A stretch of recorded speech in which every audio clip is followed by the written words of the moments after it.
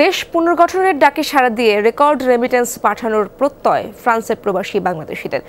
Doctor Mohammad ইউনূসের নেতৃত্বে দেশ নিয়ে নতুন আশার আলো দেখছেন তারা। তবে ক্ষোভ আছে দূতাবাস এবং বিমানবন্দরে প্রবাসীদের পর্যাপ্ত সহায়তা ও সম্মান না দেওয়ার বিষয়ে। নতুন সরকারের প্রতি তাদের আহ্বান, প্রবাসীদের প্রাপ্য মর্যাদা নিশ্চিত করা হোক। প্যারিস থেকে আরও জানাচ্ছেন মুজনেবিন তারেক।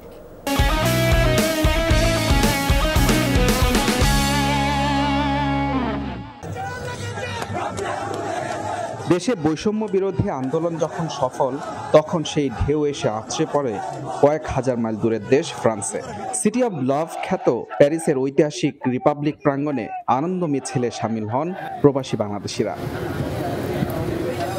পরিবার পরিজন ছেড়ে দূর পরবাসে থাকা এই মানুষগুলো এখন স্বপ্ন দেখছেন নতুন এক বাংলাদেশের। তাদের প্রত্যাশা, অন্ধকার অধ্যায় পেরিয়ে লাল সবুজ পতাকার বুকে উদিত হবে আলো ঝলমলে নতুন এক সূর্যে।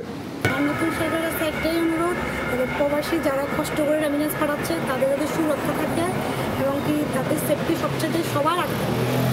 রেমিটেন্স না পাঠালে আমাদের সক্ষম হবে না। বর্তমান যে অন্তর্কালীন যে সরকারটা আসছে ডক্টর ইউনূসের নেতৃত্বে, ওনাদের কাছে একটাই আশা আমাদের, যে একটা আগামীতে সুষ্ঠু এবং নিরপেক্ষ একটা নির্বাচন চাই আমরা। বাংলাদেশে যেন আইন শৃঙ্খলা এবং সন্ত্রাসমুক্ত সুন্দর একটি সমৃদ্ধশালী বাংলাদেশ যেন গড়ে তুলতে পারে। ফ্রান্সে প্রায় 30,000 বাংলাদেশির বসবাস, এর মধ্যে প্রায় 25,000-এর বাস রাজধানী প্যারিসে।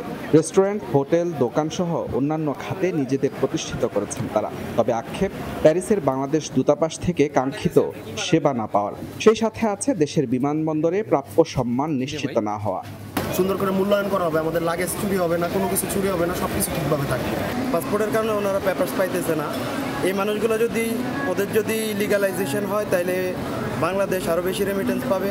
বৈষম্য বিরোধী আন্দোলনের ডাকে সাড়া দিয়ে রেমিটেন্স পাঠানো কমিয়ে দিয়েছিলেন প্যারিস প্রবাসীরা। তবে নোবেলজয়ী ডক্টর মোহাম্মদ ইউনূস নতুন অন্তর্বর্তীকালীন সরকারের দায়িত্ব নেয়ার পর মত পাল্টেছেন তারা। সর্বোচ্চ রেমিটেন্স পাঠিয়ে চাঙ্গা করতে চান দেশের অর্থনীতি।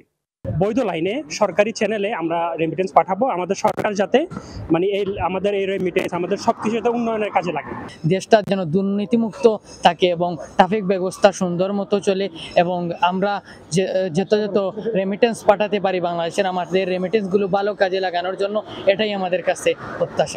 প্রবাসীদের চাওয়া সাময়িক সংকট কাটিয়ে দ্রুতই নিজ রূপে ফিরবে প্রাণের বাংলাদেশ। কদিন আগেই এই প্যারিস অলিম্পিকে বিশেষ সম্মাননা দেওয়া হয়েছিল ডক্টর মোহাম্মদ ইউনূসকে। এখান থেকে দেশে ফিরেই তিনি নতুন বাংলাদেশের দায়িত্ব নিয়েছেন। এখানকার প্রবাসী বাংলাদেশি যারা আছেন, তাদের প্রত্যাশা ডক্টর মোহাম্মদ ইউনূসকে ঘিরে অনেকটাই বেশি। তারা নতুন, সুন্দর এবং নিরাপদ একটা বাংলাদেশ দেখতে চান। মুজনেবিন Tarek, Jamuna sports, Paris, France.